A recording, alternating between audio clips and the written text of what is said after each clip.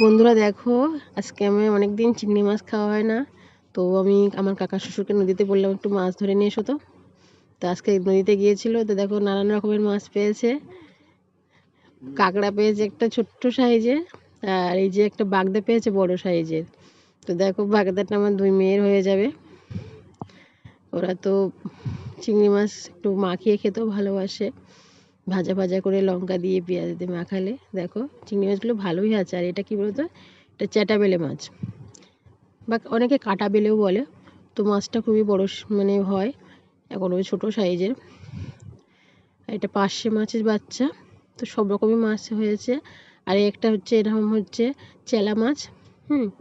সব রকমের মাছই মানে নদীতে পাওয়া যায়। তো তো জালের সঙ্গে সব রকমের মাছই উঠে এসেছে। আর এই কাঁকড়াটা চলে যাচ্ছিলো বলে কাঁকড়াটার পা ভেঙে দিয়েছে। তো কাঁকড়া কামড়ালে খুবই মানে ব্যথা করে। ছোটো কাঁকড়া তো কী হয়েছে। তো কেমন লাগলো মাছ দেখে একটু বলো কমেন্টে।